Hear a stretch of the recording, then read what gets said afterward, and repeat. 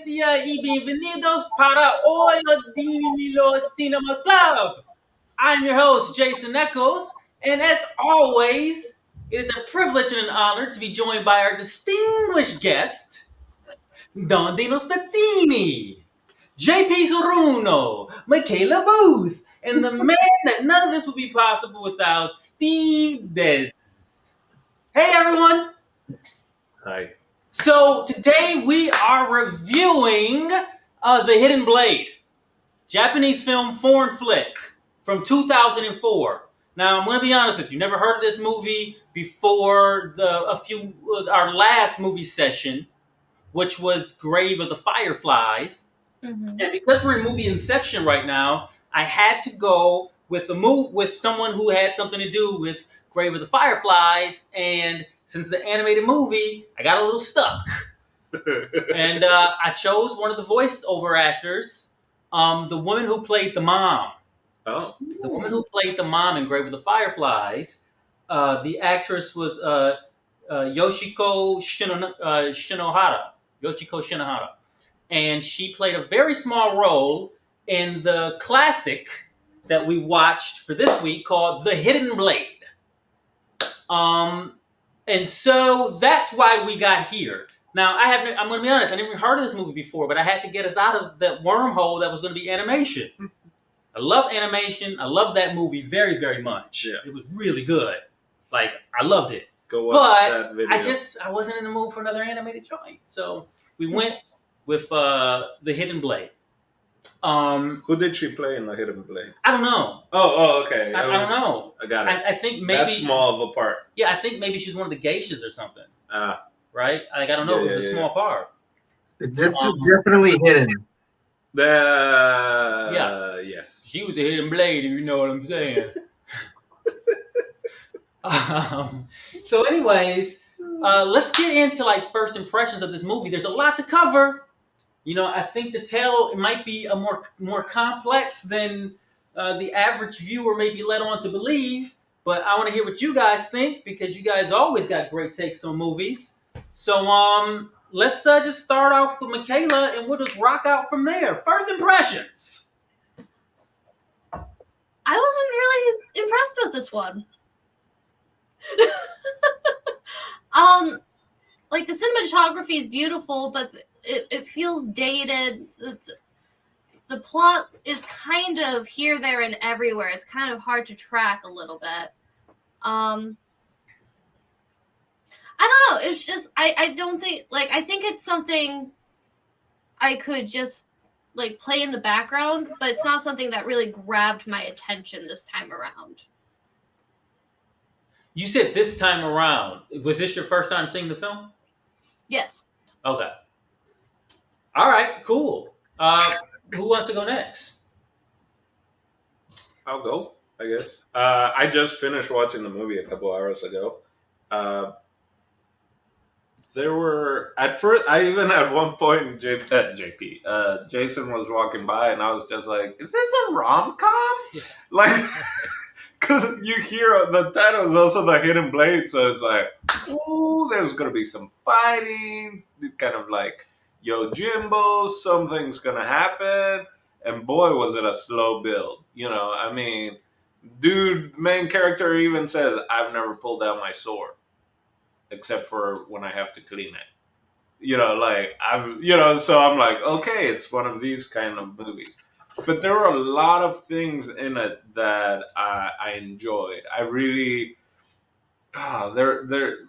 there's the whole idea of the feudal states and just the whole samurai thing. And we've seen it in so much, maybe that's why it feels dated, Michaela, in that. Well, I didn't mean that the cinematography itself felt dated. Like the way that they used yellows.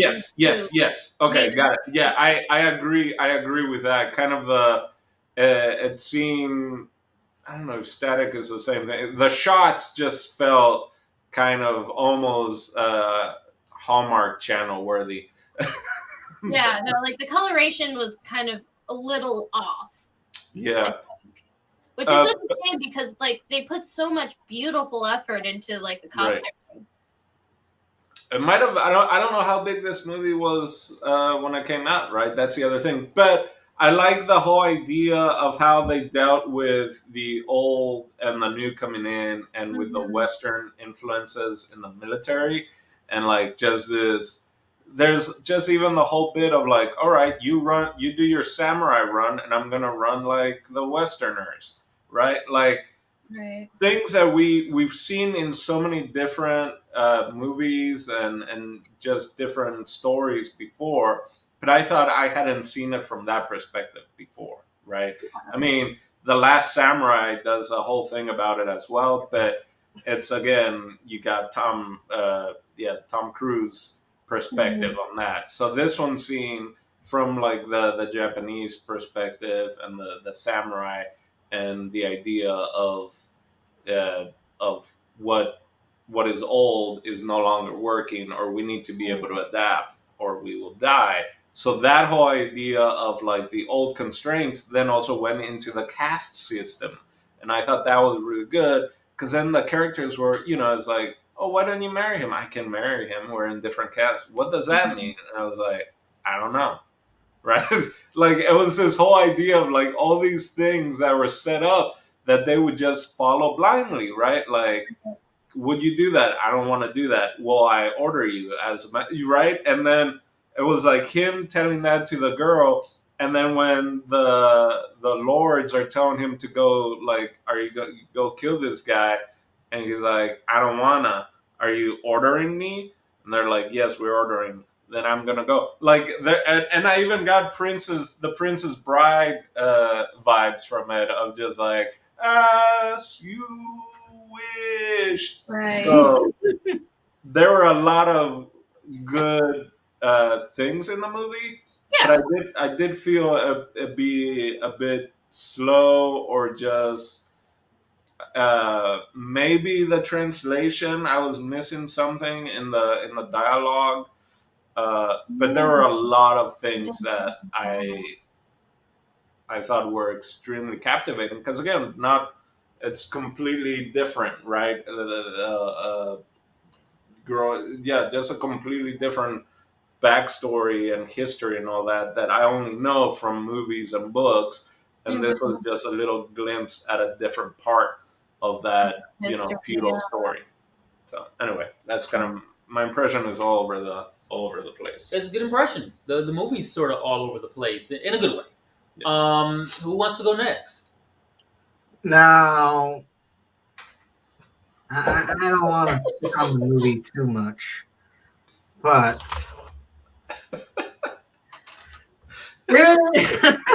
it's crazy for a movie where a lot was going on. Very little was happening. It's because I thought that I did like how I thought the title was clever by the end of the movie. It wasn't something that they brought up because the hidden blade itself was kind of built up in a few scenes. It was like, and also kind of dropped because the only one who knows it was the samurai Katagiri, and then you find out at the end like, oh, the hidden blade was definitely not what anyone really thought it was. It was kind of a mixture of everything that everyone was suspecting what it was, but that wasn't the main point of the film. It ended up being the final thing of the film, but that wasn't the point of the movie. Yeah, it was weird because I honestly thought the film was probably a product of like the 70s or 80s just because of the pacing. And like Kayla said, the look of the film also felt very old. And so there was a use of like a little bit of CGI in one scene, which gave it away. It's like, oh shit, like this movie's actually is a more recent film. And that is like, it's from 2004. And I looked it up a little bit. This is technically the second movie of a kind of like an anthology trilogy that was from the filmmaker that was taking place during this transition in Japan. Yeah, where the samurai was basically being phased out. And that was one thing that I thought was great, like actually seeing what that meant to samurai and like just like the culture and the shoguns in general, like like is moving forward progress, or is it abandoning our culture? Are we willing to make certain compromises in order to survive? I like that much about the movie. As cute as the romance was, for me, it was one of the more duller parts. But it's where the samurai has his heart. It was like him wanting so bad, like you could tell he wants to live a normal life, but because of his set morals, he can't. But then by the end of the movie, where he basically has to face reality that that world no longer exists, even with the shoguns and the other samurai who are now basically firearm soldiers at this point. Which that was funny. I was surprised at the amount of humor they managed to put in with those training sequences. Those are really good. It's not so because like there's a lot happen. There's a lot going on, and they've got so many things that they want to do, but for some reason, not all of them I think reached its full potential. And because of that, if the movie almost felt kind of drawn out and long, and I it's weird because at the end of the film, I don't think I wanted more, but I was kind of expecting more. Is that fair to say? No, like I mean, but like that's kind of my point. It's just like I'm not saying that there isn't like moments of like good things. It's just the way that I don't think they really planned out the story in a way that was effective for this medium. The romance took up more than half of the movie, which is fine, except she doesn't play a big part in what's going around in like the bigger picture, which is what the heart of the movie is supposed to be about. Is this whole idea of like leaving behind the old and going with the new, and like you said, what that means. So it's just, I don't know. I feel like there was like you said, there could have been something better utilized somewhere. Yeah, but that was my first initial thought, and I'm sure we'll get more detail once we keep the ball rolling. All right, those are some good takes. We got a lot to explore there. Steve Dez, what was your first impression of this thing? So, like Dino said, right? Maybe he didn't catch something in the translation, right, of things. I watched this movie, right, and it actually didn't have subtitles. What? So the version I watched of this movie did not have subtitles. So you just watched it straight Cold up turkey. without knowing anything that was said? Yes. Oh man. Okay, this is interesting. So what did you think? Yeah, I concur with like what JP said. Like, even though there was a lot going on, there was like little going on for sure. And I dig the outfits. The outfits were dope as fuck. The haircuts not so great. I wasn't a big fan, because I'm part of a progressive culture, how they were, treating women in this film. But that's just me. Okay, how can I put this? This scene right here. Oh my god! You probably have so many questions. Yeah, I'm just like, what's happening here? So I have a theory about that I'm going to share with you in a little bit. So just and hold then on the dude, and then what is this part right here? Like, like. So I have a theory about what I think was actually happening right there. And here's the thing. I said I was gonna watch it a second time, right? Because I watched this movie last week, and I was gonna watch it a second time, but life got busy and I couldn't watch it a second time. But that's the reason. Second time with subtitles, or were you gonna go subtitles? No, with subtitles to actually get, because that happened to me That happened to me before in another film. I don't remember which one, but that happened to me. That I watched another movie with no subtitles. But yeah, I think it was didn't. the Paraguayan Yeah, film. it could have been the Paraguayan, the what I need. Because we watched that twice, I think. And it had like Portuguese. Oh yeah, that one. Yeah, yeah, for sure that one. Okay. So your theory on the naked stuff. Yeah, I mean, yeah, not yeah. that stuff. Mhm. Yeah, we'll jump right into that unless you guys want my first impression. I thought you gave your first impression. No, I haven't even talked about it yet. Just you put the scene on there. I'm like, might as well talk about Might as well go ahead and tackle it. naked guy. We'll get right? back to it. Okay. We got some space. No, and he can just tee it back up, right? Yeah, you got it right in the fingertips. It's magic. Yeah. So this movie's kind of interesting to me because I know what all of you guys are saying, and I don't disagree with any of you. I think you guys all had your own fair interpretation of how you felt about the movie. And I think all those things, that's why we're all together, because I think all audience members, to some degree, will agree with one of us or all of us. Because it seems like all of us had maybe a different opinion. I honestly thought this movie was brilliant, and I wasn't expecting nothing from this thing.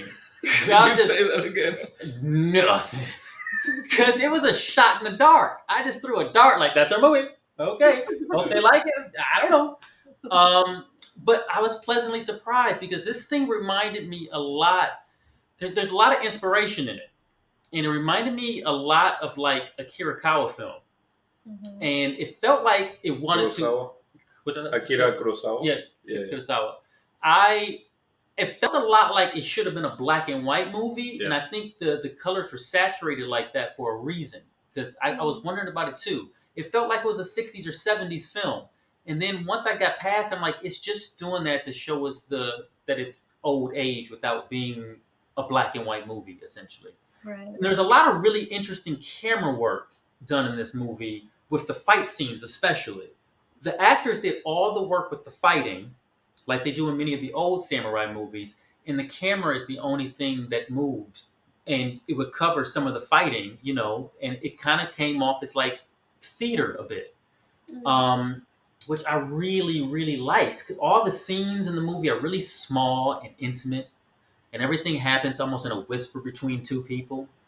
It felt very much like theater to me, and the camera's up close on everybody, and it's kind of dark, and a lot of it's lit with just natural lighting. You know what I mean? Mm-hmm. And I really like those kind of scenes too. Just him answering the door at night and with the little lantern, and he's next to him. I love the art decoration of the sets inside, the little what do they call them? The Japanese houses inside their houses. Everything is so.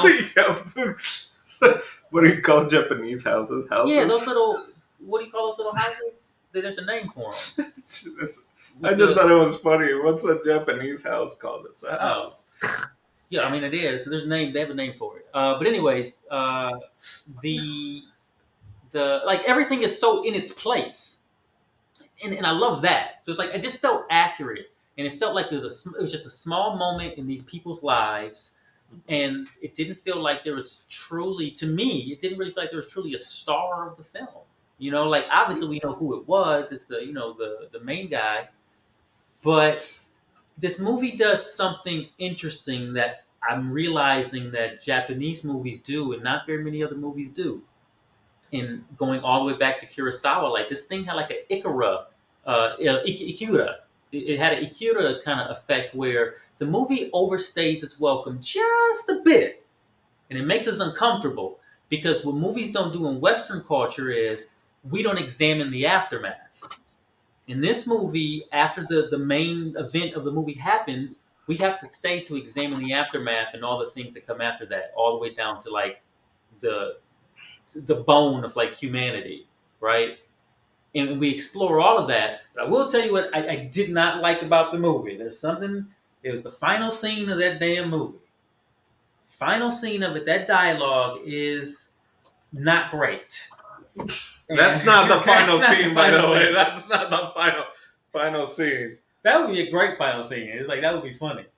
Yeah, the final scene of the film kind of caught me off guard because she reverts to like the whole slave No! servant thing, and she's like just this little woman that doesn't, I saw past that. No, I know what you're I saying. think they because, have a dominatrix thing going on no, going forward. they're clearly in love with one another, and it's very a sweet gesture between them, and you get it.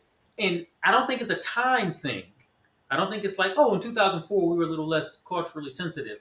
Not only would that not get made today, that scene would be exited out. I don't think so. I think it would be. It does reflect their culture and their time very well. I'm not denying that. It's just not entertaining to watch. It's kind of cringy. But that's why I saw that it was Princess Bride, As You Wish. Yeah, no, I feel you. Like, I was sad. That's why I'm like, is this a rom-com? I get what they were trying to do, but that's not the feel I get 17 years Okay, later. so this is why I can say that was like cringe dialogue, because I'm reading it. Oh. What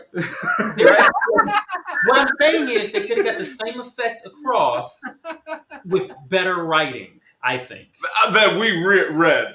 Yeah, that we read. Because the other thing... You're saying that the subtitles might not be perfect translation. Correct. Because I think the sentiment is there. At one point, I think when they talk about what is the suicide method. Eddie Carey? Yeah. Like... Which sounds like Harry Carey. But...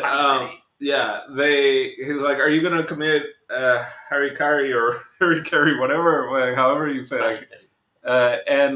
And then I heard him say that, but the dialogue was just like, just kill yourself already, or and so stuff like that. I know it's not a proper translation, so that's why I can't be super, like, it's a really hokey. I understand that the situation that's going on is kind of cheesy, but I can't say the dialogue is cheesy. I see what you're saying. You're right. Well, whatever they put on that screen, didn't love it. Didn't love it. All right, so now. So, yeah, if you guys want to jump into it, I guess we can talk about this scene that Steve's dying to show the glass. Like he didn't have time to rewatch the movie, but boy, did he have time to just rewatch the one scene. And I don't blame him. Not being able to understand what's happening, and that pops up. I'll be like, you guys, I got a question about this scene in particular. Okay, so Steve, what did you think happened there? And how does that scene affect the story?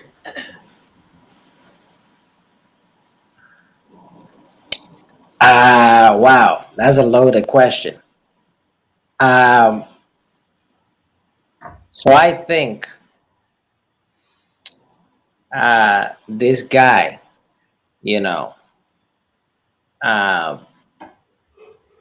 needed help. And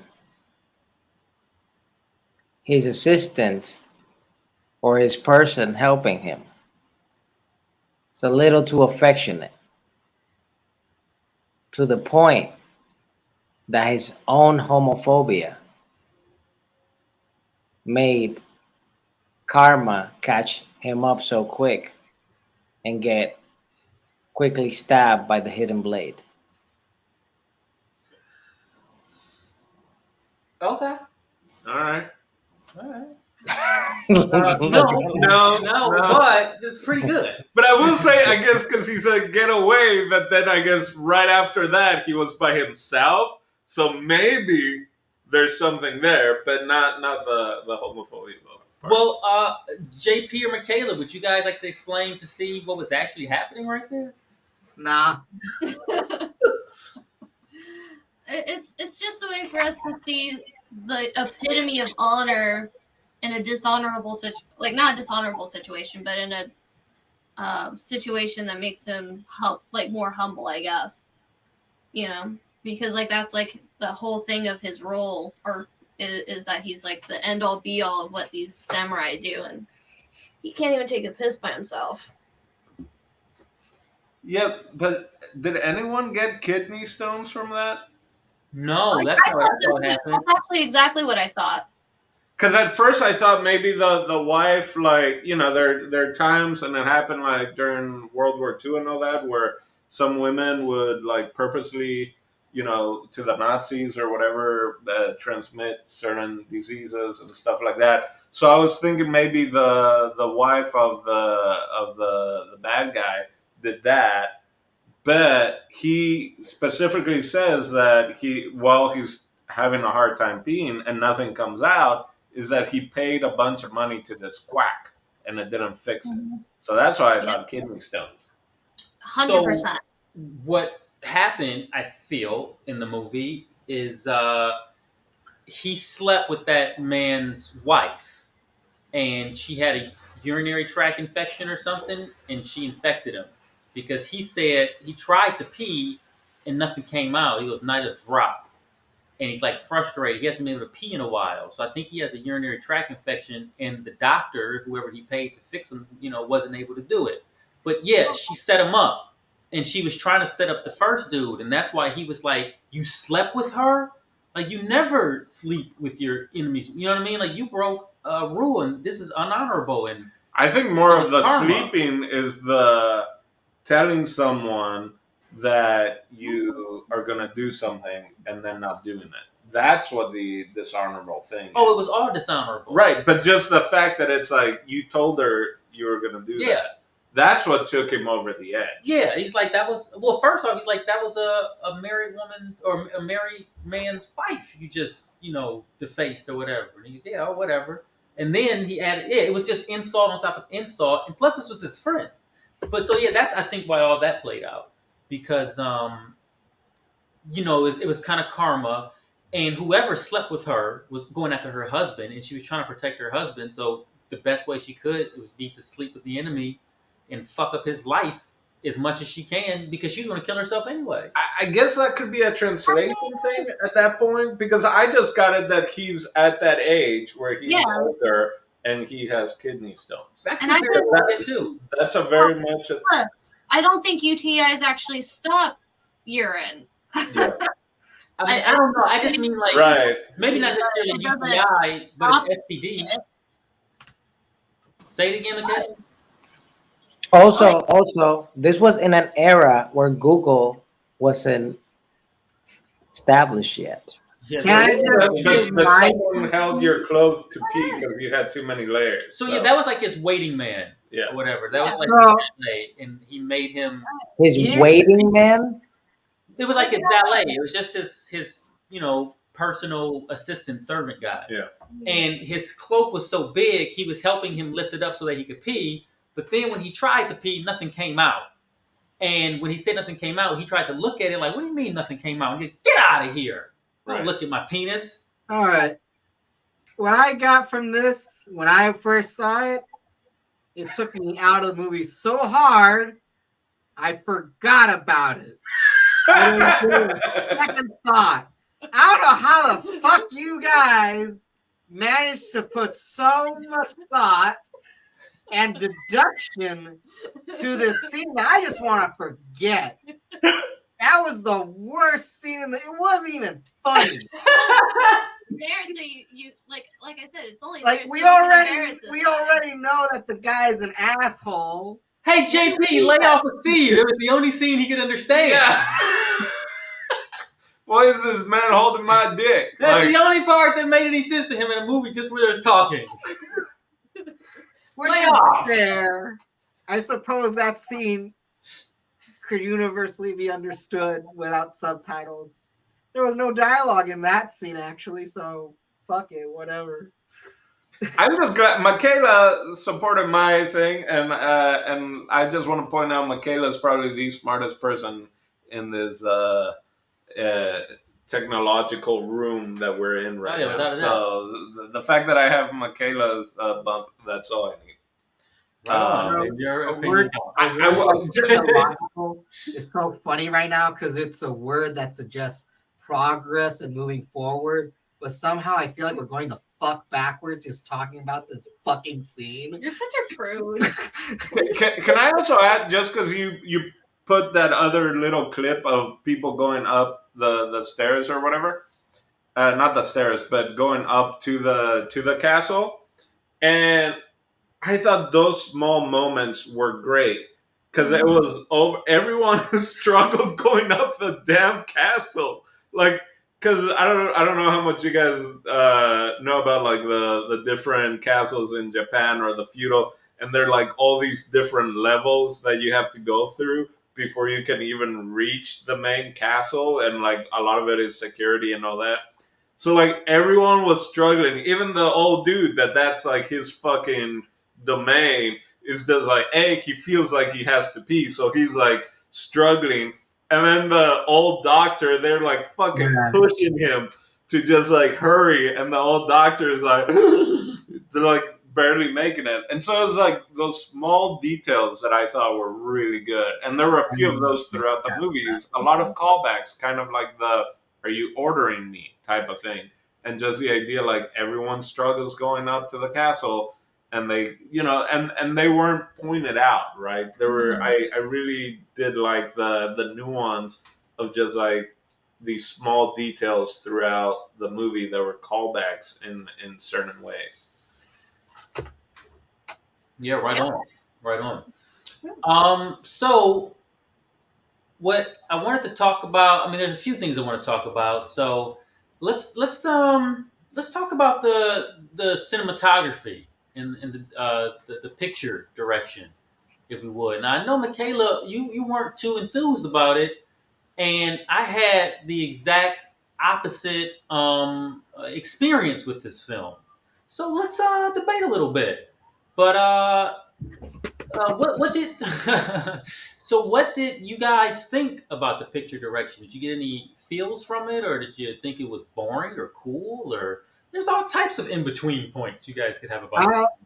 I know that you brought it, Mikhail, but I'm gonna give my 2 cents to the thing that I got Yeah, from this movie. please. Because I'll admit, the only time that I thought the camera use was properly like utilized or like, oh, that's clever, was the fight against Katagiri and his friend Hatsuhara, I think is his name, or Hatsuma, I don't remember.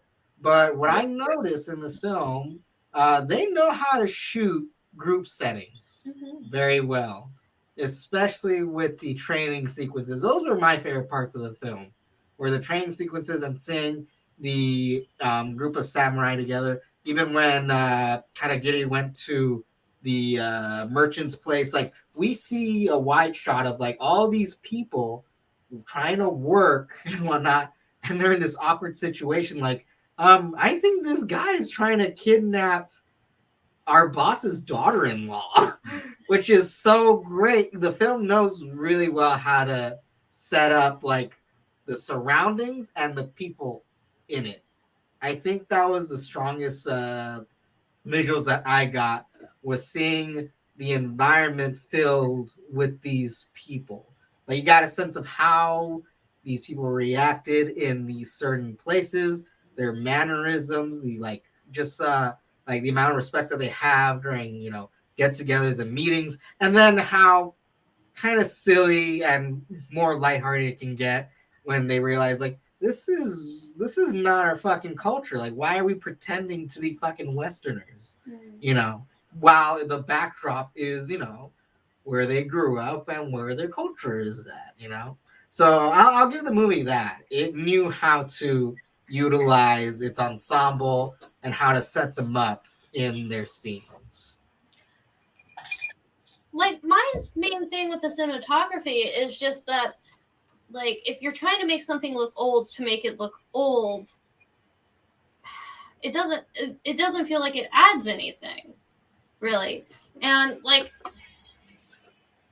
and it's just like, and you could just sense that like the cinematographer really wanted to play with light, and like you see moments in it with like the lantern, or like that moment where like they're both like he's writing a letter or something and she starts singing. That whole bit was really nice. But like you could just see like where they were willing to go further and explore something versus like how they knew things should be done. Which I mean is kind of like maybe the gist of the film too. But and I feel like it's just stuck on that cusp of like this is what a samurai movie should be. But like I feel like what they wanted to make something else. Does that make sense? Yeah. Like even in the story, like you can tell, like it's just like we all feel like a lot of this stuff happens just for nothing to happen. Yeah. You know, and that I think that's just my biggest problem with the film as a whole is just like you spend 2 hours like starting to kind of get the intimate details of this relationship to like see like the political happenings like and those plot points they just didn't coincide in each other to like make a full contemporary or not even contemporary, that's the wrong word, like a full picture of like what they're actually trying to say. Like Right. it's just they had like elements that just happened to go together. Yes. And they shot it. Yep. And that's I would agree with everything you just said there, actually. I think you made perfect sense of what I also believe underline my enjoyment of the film. Because I recognized all that stuff, but I still found a way to enjoy it because I felt everything that they tried to do was all very thoughtful and well done. But I know exactly what you're saying, where it seems like they took all these kind of sort of cool things and they threw it in there, but it didn't have a bigger message. Just a lot of little small messages. And so we don't really feel there was much of a payoff for that journey that they took us on. But there are some really wonderful moments for me, cinematography wise, where there's the fight scene where they're like sort of fighting against the wall and like you're blocking out some of the fight scene. And I remember when I watched it, I kind of like moved my head a little bit because I'm like, what is going on with the bush? Like, you know? And then I realized like, oh man, they're toying with us. I'm like, that's cool. And it helps the actors to hide some of the stuff that might look fake or whatever, which, you know, cool. They just, you know, you don't have to show me everything. Um, I liked some of the darker stuff that happened, like in the forest, like in the cage. Like I liked a lot of the nature stuff they shot too.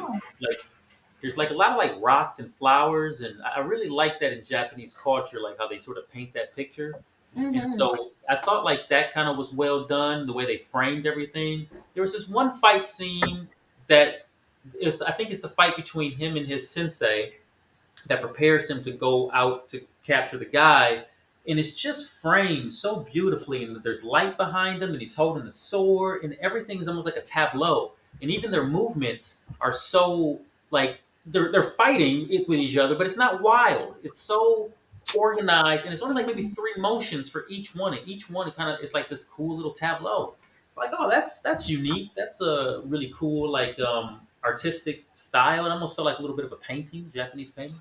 I think that was also because the setting there was his sensei also had like the moss roof basically to his little cottage or Yes. whatever. Yeah.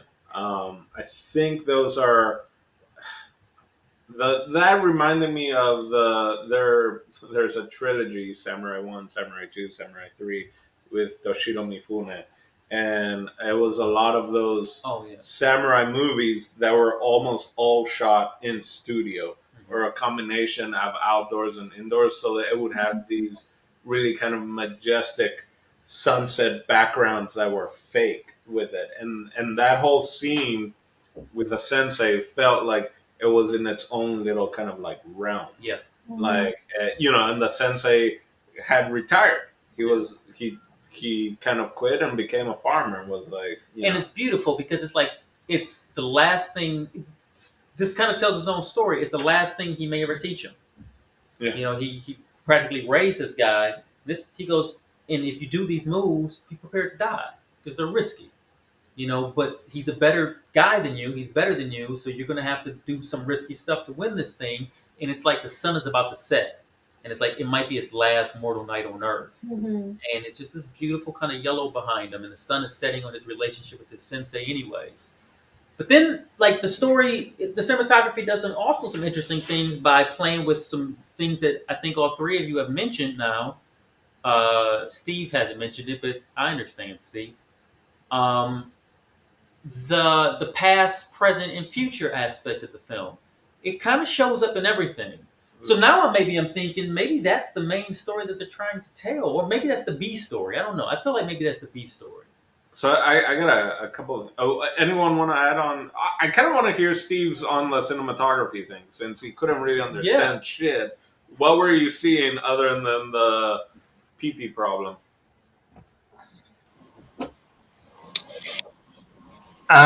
Definitely the war scenes, uh, and in particular, more of like I was like observing a lot because again, no subtitles. I don't know what's going on. I'm just seeing kind of like the motions. Uh, You said they didn't have Google back then, but you have Google now, and you weren't able to find a subtitled version or where they were showing that. I'm a listen, little disappointed. And we're no, supposed to follow you into war, Steve? I don't know, man. to war. I never said that, Yeah, but you're a I fearless leader, so we'll follow you to the ends of the world if need no, be. Don't. no. No. That's part that. So that comes up in the movie as well. So maybe you didn't hear that part, but I'll Oh follow yeah, you. I did Anyway, go not on. hear. I did not hear none of that. But basically, I was mainly observing kind of like facial gestures, even though there weren't a lot, and observing uh, specifically like it's just again it's a different time, so I'm observing it with like different eyes, and I was just watching like how the women were treated in this film a lot too, and I was just like, yo, they're like that's not cool.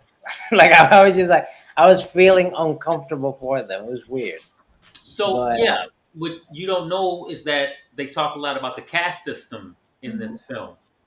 mm, I mean, there's no way for you to have peeped that, but that was part of the tale. Like, what is this caste system? Like, why do I have to, be under this person because of my birthright or whatever? Mhm. Um, yeah. So that's definitely a plot point. I think that was kind of like very much expressive of the past and people not wanting to let go of the past and being programmed because that's the past. Even though, like by the end of it, we see people leaning toward the future. Because they chose each other, even though they weren't supposed to get married. That's what happened there, Steve. Mhm. mm.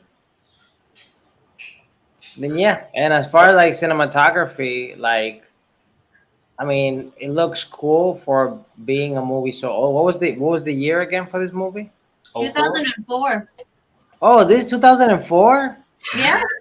Damn, this movie sucked. What did it feel like? What year did it feel like to you? Yo, I was like, this is like 1968 or something. I don't know. Mm. Like, Wow. like filmed, Yeah. but then like it was the era for this movie is supposed to be like I don't know, like hundreds and hundreds and hundreds of years ago. But then the movie itself felt to me like it was made like in the 60s or something. Yeah, I can And see now that. you're I mean, that's saying how it two, felt to me too. and you're So saying yeah, 2004? I'm Yeah, like, wow. 2004. what This year is do you think this takes place in? Does? what year? Mhm. He thought the 50s. Oh, No, no, like no, like no. the He's period? saying like How like No. what era he thinks we're in? I think like we're in the I don't know the 1900 the 18 the late 18 early 1900s. Yes. Yeah, that's right. yeah, it's around there. Okay.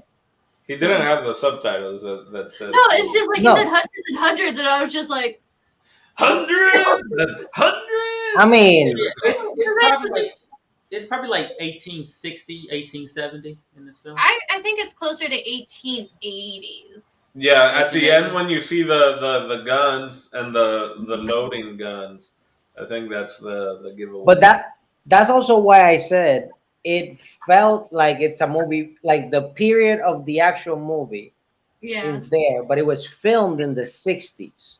Yes. But now you're saying, but now you're saying 2004. That's Like Yeah. then this movie sucked. Then, in my opinion, okay. That's an interesting take.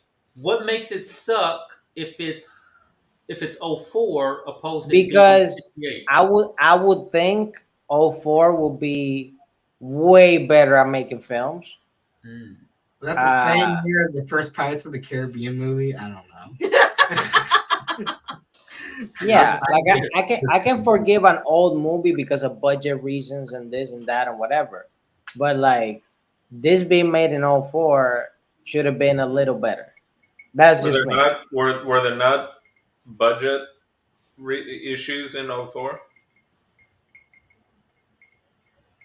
We don't know what their budget was, right? Most of the money always goes in those costumes and Period pieces for sure. Yeah. Well, that's a great segue. I'll just in that little area of just saying like a lot of the camera work is static. Yeah. Like it's a 1950s film, so I could see how it might seem cheaper in that way. There's less movement, I think, on purpose, or just But I think because the tableaus were very important to them, and like showing angles was more important than maybe camera movement. But who knows? Everything else for me, so yeah, I wasn't very impressed in that aspect. Even with the fighting and all that, I felt that it was lacking. But because everything else was so well, the costumes, the sets, the action, not as in action like fighting, but the action, you know, eh, especially with the Japanese culture, everyone is so kind of very much in their caste system and don't move much. So when there is action movement, it has purpose in it. And so I think because all of that was on point, the lack in the camera movement, I think for me wasn't so much of a eyesore, if you will. Or Yeah, the actors' movements are yeah. pretty good in this thing. The acting lended a lot to maybe how they shot it. I agree with JP wholeheartedly when he talked about the some of his favorite scenes in the movie or his favorite scene in the film are the training parts because they're very funny and all those guys come off as comic reliefs and it is those are really well acted scenes. We'll talk about the acting maybe last, but let's talk about the costumes and the scenic design. What did you guys think of those? Gorgeous. We need Naomi for that. Yeah, that's usually Naomi's realm. That's usually how she starts it off. Well, I think that they were well researched. I think they were well executed. Um, no, like I think like the dressing of like the people and the scenes was gorgeous. Yeah. And I like how the clothes were folded. Mm-hmm. Yeah. Everything was folded. It like even like their little kimonos when they were folded, it looked like it was folded like art. Yeah. It was so flat and perfectly. I'm like, wow, that is so dope. And I watched a video a couple days Unfolding ago kimonos. on Japanese styles of folding and like just the way they like fold their bed sheets over and stuff like that. I'm like, everything is art. It's all beautiful. Origami. And it's like simplicity. But yeah, that's one thing that really stuck out to me as far as that goes. And the simplicity of all the set designs felt very authentic, like the simplicity of like Japanese house design of that era. So that was just all very aesthetically pleasing for me. Yeah, I think that was some of the best scenery. I think. Yeah, it's a beautiful frame. It's like a painting, and there's a triangle in there. If you see that, you know what I mean, like the tree, like it forms a perfect triangle. Yeah. I just think it's silly because like regarding like some of the like this is gonna sound dumb. This is the first time I saw in a film in which I actually did see how they light the lanterns. So I had no idea that those paper lanterns that you could obviously see the creases for on the sides to make the barrel shape could be folded down. Oh my so God. When he did that, it blew my mind. It's like, have they never lit a lantern in any other movie? No. It's my first time seeing that. That's really cool. Yeah, that does stand out. I hadn't even considered that. I think I've seen it in other movies. Raise the Red Lantern. That's the whole movie's about them lighting lanterns. So yeah, I think I've seen it before. But that's the way you do it if it's on the ground, JP, or if it's up in the air, you can light it with a pole from the bottom. That's probably definitely what I've seen. I've probably only seen them lit when hung or whatever, never from the ground. Yeah. But yeah, no, it's like everything seemed absolutely practical and so great. I guess that's why, for some reason, like I think you guys said it, like we talked about it earlier, how everything seemed static, but it was never. I mean, one could even say that some of the shots were boring, but they were never terrible. They were never bad shots. There was never anything that was glaringly like off-putting, except maybe the use of the CGI to Yeah. for in the final Yeah. in the where spoiler alert, even though we kind of already I don't spoiled. even think they needed to show that. There was a better way of doing that whole scene. Yeah. It's just that just seemed very unnecessary. Well, so I have a question, a follow up to that, but Unless historically, that's exactly what happened. It blew his hand off. blew his hand away. And then I guess you got to do it. No. I have a question to follow up. But you brought Kurosawa and any more? I mean, on the costumes and sets and stuff like that. Anyone else want to jump in on that, or? Do you want some of that set costume action, Steve? Do you have any thoughts about that? No, same thing. Like I'm a big fan of the original Power Rangers, and to me, a lot of the costumes had like that early Power Rangers vibe. You know, like Oh, yeah. the Green Ranger and shit. Yes. And now, because you're a grown up, just like wrestling, and you know, like it's predetermined. You know, you go like, oh, the Power Rangers are actually a ripoff from Japan, Yeah. and I didn't know that. And would you say shoulder pads and power suits came from Japan as well? Yeah, Yeah. but Thanks a lot. yeah, I like the Power Ranger stuff. Cool. All right, so just because we're hitting this CBI, the CGI shot, and you had brought up Kurosawa and stuff like that. It goes back to the thing that even Kurosawa and back to Yojimbo of the one samurai that comes back and has a revolver, and it's this whole idea of when the sword meets the gun, right? Bring a knife to a gunfight, and over, and on a lot of Kurosawa movies, that's the deal, right? In Yojimbo, the bad guy is the only one with a gun, right?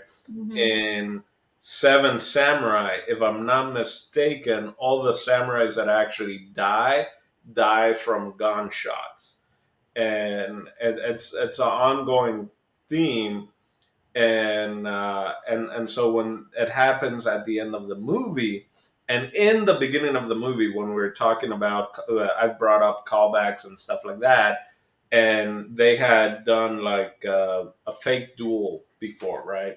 And even though the main character won, he was like, actually, if it was real swords, the other guy would have won, right? And they even talk about that before their actual real duel that they have was like, I let you win, I didn't want you, blah blah blah. So my question, to add to the CGI and the gun thing, if his hand wouldn't have been shot off, and then would he have killed the main character? Because then he even says that if it weren't for the gun, he wouldn't have won, even though he sliced his. I think he was just abdomen. being honorable. I think that fight was all but done. Because he was coming for it. Yeah. I mean, he had his hand up in the air, but that dude, he was so far away. I think it was a wrap. Yeah. But so that's the only reason why I think they had that extra thing of just like, because they had talked about that before, right? Everything seemed to come back for a reason or a purpose, and I think that was a thing. I think he honestly thought that if it weren't for the gun, that he would have lost. So? Yeah, I think so. I think in my mind, like, well, that shot was obviously, very symbolic. Like, he's literally being disarmed by the gun. That's the first one, JP. I think you nailed or landed or whatever other. I like that one. It's my favorite one. You just blew me away. So I want to let you know when you've done good, JP. You've done Thank good. you. I Very appreciate impressed. it. Very But to finish the thought,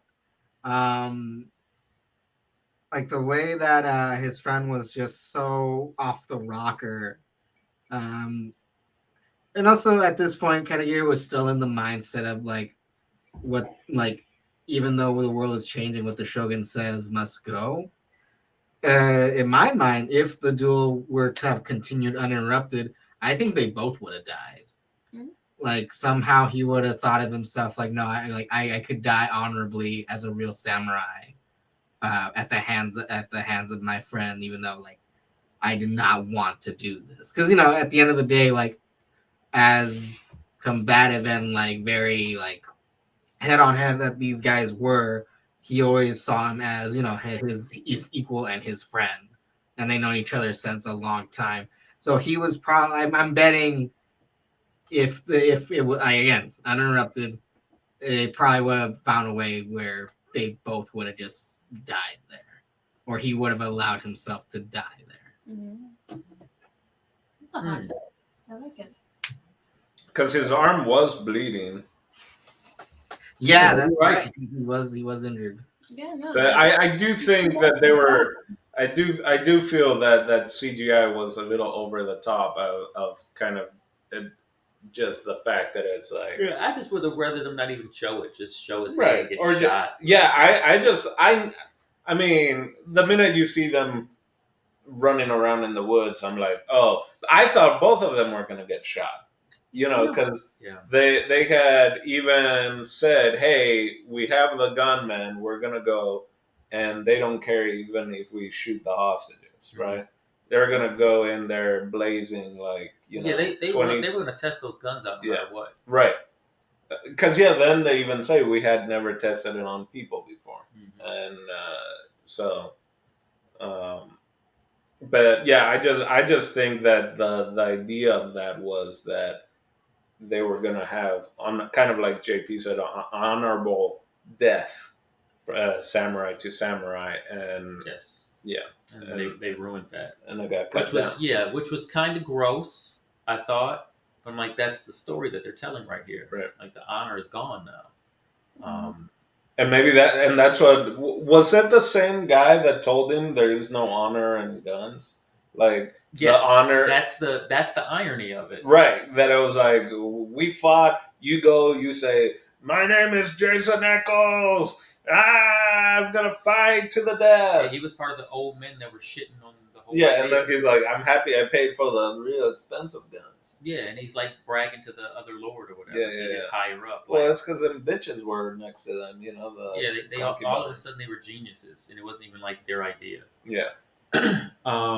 Yeah, no, you're right about that. And so.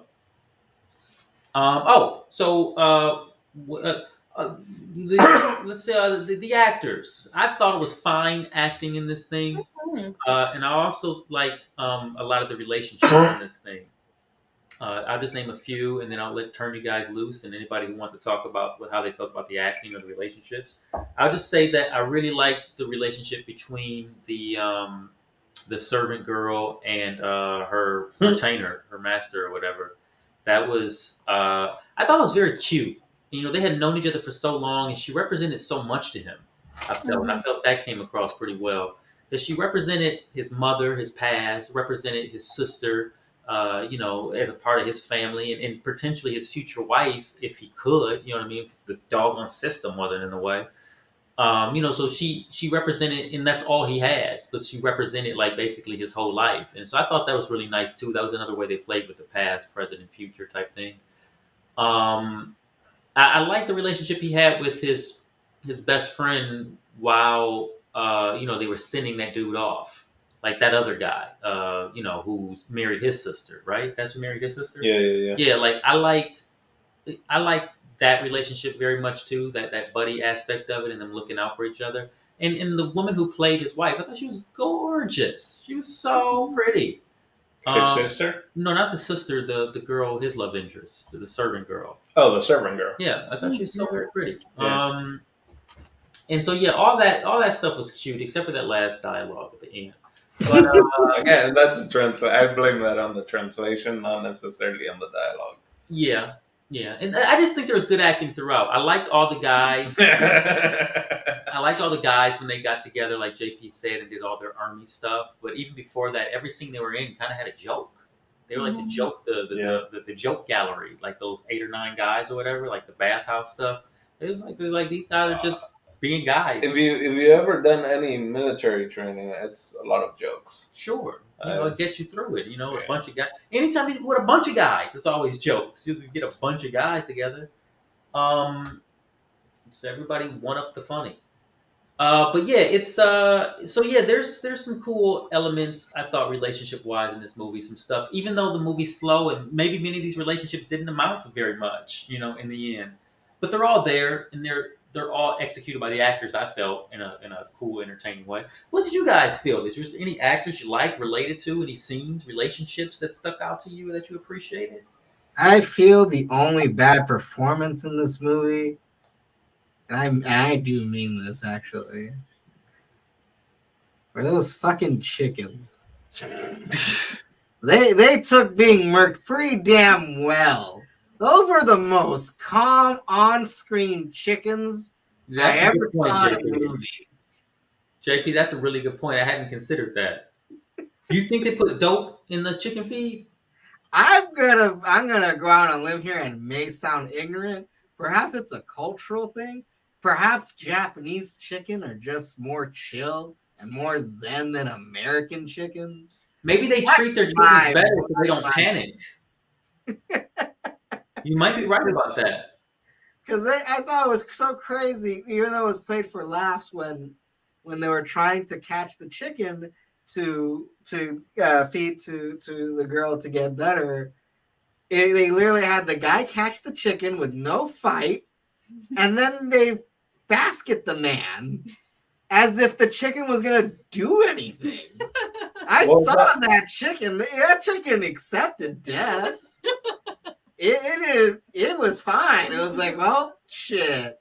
Maybe I'll come back in a different cast. Who knows? That is some deep ass insight.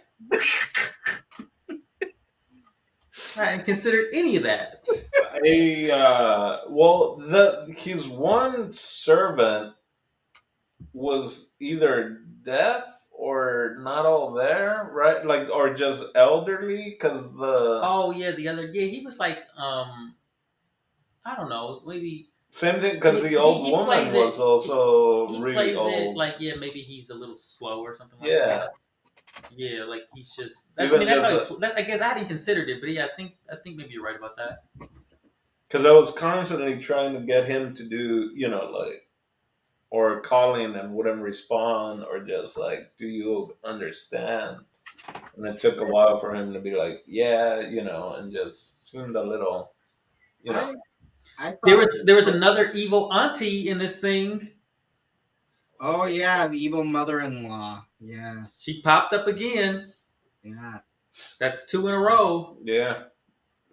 Japanese aunts, stay away from them. Man, like there's just always a Japanese older lady that's trying to ruin everybody's life. I guess that's what the Westerners see as like the evil stepmom. It's just the bad aunt, I guess, and overseas. I'm gonna be feeding you now. Is that it? Yeah. I gotta spend money on you now. Oh, these women have to take care of the house, and now they're like you said, they're spending more attention and time, and like you better work if I'm gonna feed you. Yeah, like I run the show here, Toots. There's a lot of that in Raise the Red Lantern, which I do highly recommend. I think it's the #1 Chinese movie ever made. I doubt it. No, I think it is. I think #1 in what box office? Like they put it like in their museum. Rotten Tomato. No, it's just rated #1 Chinese movie of all time. Look it up. Who do you think is #1, Dino? From China, or are you?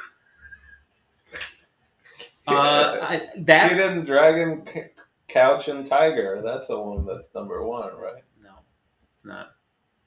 But I don't know much about Chinese cinema except maybe for the Panda Express commercials, so I wouldn't know. Wow. You're on such a high, JP. This is what happens when Michaela leaves you for like a minute. Okay, I know. so I guess that's Characters that I guess I didn't even answer that. sure. I don't know if I.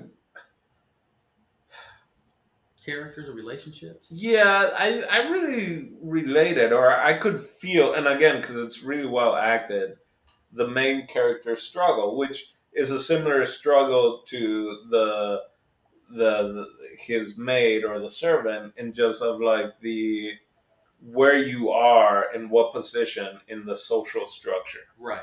and the honor set on you, and just in the sense of growing up, bicultural and in Paraguay with an American mother, but I'm not, just kind of that struggle. It's not a caste system, right? I'm not saying that, but just of like where you fit in society, and why, if you have in another country and your mom is from another country, and then you're in this country and your dad is from another country, and you were it's I definitely relate with that, of trying to find your place and what's truth with you, type of thing within you, which I felt is some of the struggles he was going, right, because even just him talking about like, I don't want to use my sword, or like his whole it was all about, and that's kind of the samurai way of just like honor, and and peaceful, kind of like the Jedi, right, even though they're you know so yeah, I definitely, the main character, I just really saw him struggling, because he's like, I'm following my honor, I'm following all the rules because that's what I was raised to do, and everything that it's expected of me, that there's something wrong, right? There's something wrong with how this is happening, especially with what happened to his dad, right? Especially what we see happening to Yeah. our cultures or to our ancestors, and then we're supposed to be kind of like following them. So yeah, I really connected with him, and with the girl as well, of just like the struggles of having to fit in whatever society puts you in. Yeah. It almost, That it was almost feels like those like documentaries. Like there's a lot of them on Netflix about folks leaving their churches or cults or whatever. They kind of feel like that. I mean, I'm not going all the way there. I'm not saying Paraguay is a cult.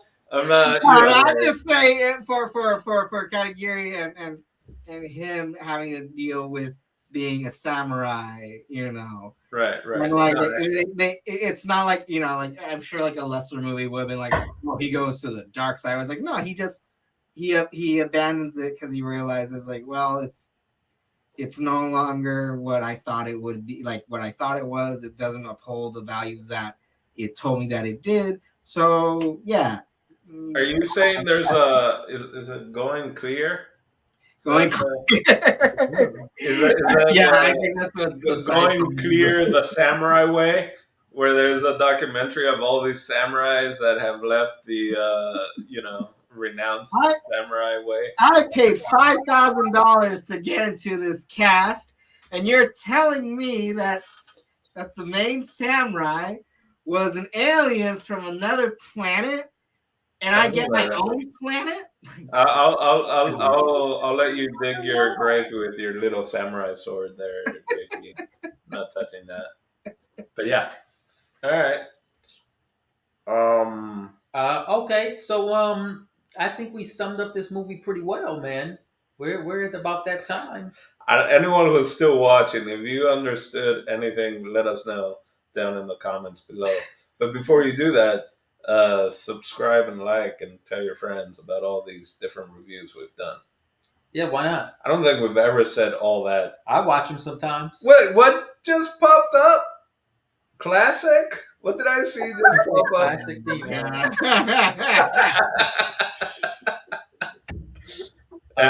So yeah, let's jump into final thoughts on this thing, and then we'll figure out what's going on with the rest of our lives. I'll Bueller. start. Yeah, Yeah. we'll book in this thing. Hey, I see what you did there. Fish is the shirt. Hi. Anyways, you know, this was an average film. There's some good things in it, but for the most part, I wasn't very overly enthused. It didn't really capture my attention. Like, I find it very odd that you guys like set the bar at like I can watch this in the background or have this going on in the background and I'd be fine. Whereas like I could have this in the background and like I could actually wash the dishes and do the laundry and like I wouldn't be paying attention to the film. You would basically be seeing it the way that Des saw it. But like it's just there are some beautiful moments in it, but I like it just didn't grip me as some films have. No, that's fair. I kind of have the same thoughts on it, and I think it's mostly because it's a very like for a samurai film, especially with a tale such as like the Hidden Blade. I was expecting much more action and whatnot, but it's a very, very relaxed, very chill sort of movie, which is something I definitely didn't think this film was gonna be. But we have definitely seen worse here, so I cannot say that this film is not watchable. I would probably give it a second viewing, to be honest. Like I'm willing to give it that. There's definitely some ones that I will definitely never think about revisiting ever again. But no, because like it's such a strange, inoffensive movie that does have a message and does have moments I genuinely enjoy. So like I guess for as much as it's kind of like a very slow pace, kind of like not much happening type of film, I did enjoy it.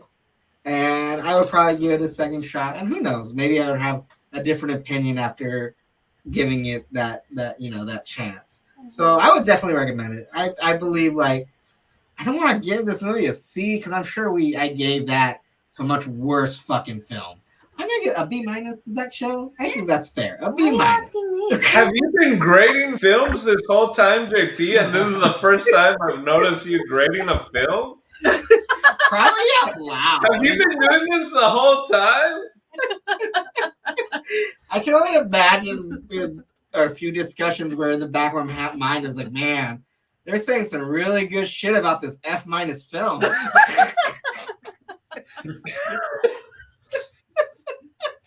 Okay. So, do you want to go or should I? I'll go. Unless Steve wants to go. Steve, do you have any final thoughts about this? On the movie that you could not understand? Okay, I'll go. So, final thoughts. Definitely, if watching this movie, put subtitles or look for the one that has subtitles because it won't be very difficult for you to understand why is all this weird stuff happening, right? So that would be my first tip.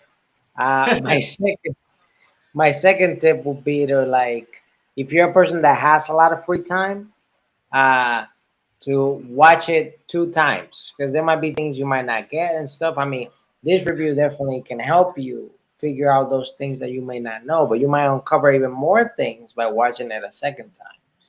And third, I can't believe this movie is from 2004. That's it. Yep, those are all legitimate thoughts. I guess I would say, Steve, you said if you had time. If you have time, buy Rosetta Stone for Japanese, learn it, and then you can watch the movie without the subtitles once you've learned the Japanese language, if you have time. If not, find the version with subtitles. I enjoyed this movie. I don't know what grade I would give it, but I did enjoy watching it. I enjoyed that I watched it. I can't say that I would recommend it to someone. Can't say that I would rewatch it, but I do want to now go and watch the other 2 movies because apparently this is part of a soft trilogy or something from what you guys had pointed out and what I just kind of read also. Um, so I don't know what that says about it. I enjoyed that, but I don't think I would recommend this one as if anyone, if the samurai movie conversation comes up, there's so many other ones that I would recommend before this one. Unless they're like, hey, do you know any 2004 samurai movies out there that I should watch? And I'd be, well, let me tell you about one. But other than that, I probably wouldn't recommend this movie. But I am interested in watching the other two movies that kind of bookend this one movie just to see. And once I do that, I'll get back to you guys on whether or not I recommend this as a viewing. Does that make sense? It makes perfect sense to me because I agree with it wholeheartedly. I really don't need to give you my final thought. I'm just gonna write off of everything you just said. There you go. The all of it. Yeah, you enjoyed it. It was good. I'm glad I watched it. I don't need to watch it again. I don't really need to watch it again. I doubt if I would recommend it to anyone unless they were like a huge samurai buff, and I'm like, all right, I'm just testing you. Have you seen it? That kind of thing. But I love samurai stories and culture and movies, and I've read a lot about. Like I've always loved it. It's the Japanese cowboy. It's exotic, and this is the first time I actually realized that it's all kind of happening around the same time. It is. You know what I mean? Yep. We always relate the cowboy to the samurai, but you forget it was literally happening at the same time. I mean, the samurai lasted longer, of course, but the beginning of the cowboy is really the end of the samurai. And a lot of times, you said you just watched The Last Duel. What people also forget, the feudal times also, that's the big thing. The knights in England and all the other areas there, it's all being phased out. kind of phased out and evolved, I think, quicker than what it did in Japan. Like it had such a much longer period of stay, and those guns are a son of a gun. Those guns change things fast. So yeah, all that stuff, I'm totally on board with it. I do want to see those other two films though, kind of, just because I love samurai movies. I don't know. Let's see. Let's see what the night takes us. Yeah. I do want to see them just because I love the culture and I always love exploring more about what was going on at that time because I'm a history weirdo too. So and also filmmakers. I like not just history, but the filmmakers.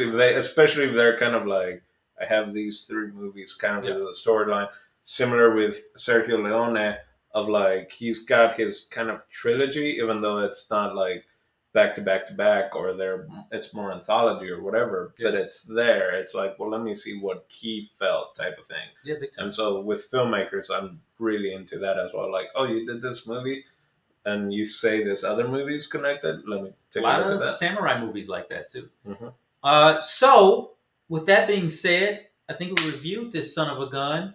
I do have a question for Steve though. Steve, what do you got for us next week?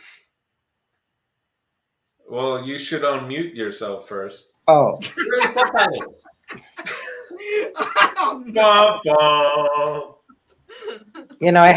It happens. It happens to the best of us. So next week, I'm glad you're asking me because it's actually my turn, and I actually want to switch. I want to do a switcheroo from what we were doing.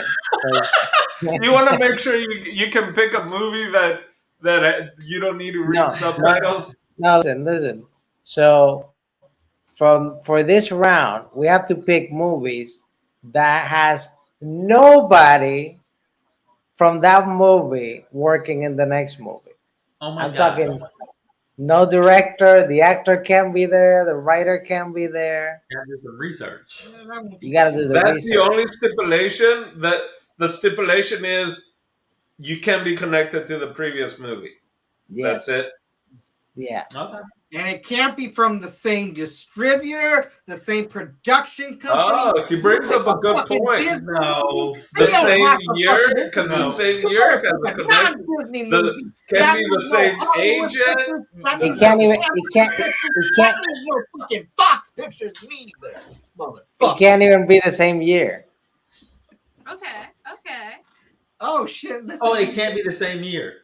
No, it can't be at all. No 2004 movie, period, in this next round. I'm gonna pick some fucking asylum movies next. So All right. you, Okay, Steve. got one? So what you got? next movie is the Academy Award winning Baby Genius. Who's that woman? Who's that actress? That kind of looked like Catherine O'Hara, like Dollar General Catherine O'Hara. That's not. He was basically every 90s and early 2000s evil mother-in-law. No, that was an actual joke. We're not watching that movie. I know. Really, I know really. we're not, because I would have canceled Cinema Club right now. That kid looks like the kid from Jerry Maguire. That's like the look of every kid in the 90s. His Okay. name is Christopher Lloyd. So the next movie is Joker. Joker. Okay. Or as the mainstream media likes to call it, Reddit's favorite movie. You can pick that one because there's a connection with the movie we just watched. So. There's no connection at Oh, all. there's a Made connection. in Japan, and the Joker. There's a connection. I There's don't no know. connection. Yeah, there is. No, Robert there's De not. Niro, little known fact, in the little sauna in the bathroom scene, Robert De Niro was in that scene. Okay. Mhm. Dino's had a few, you guys. So. I'm like the samurais, huh? That's good. That's good. You guys are good samurais. That's good. You guys, I fight with guns. You guys fight with swords. That's okay. That's good.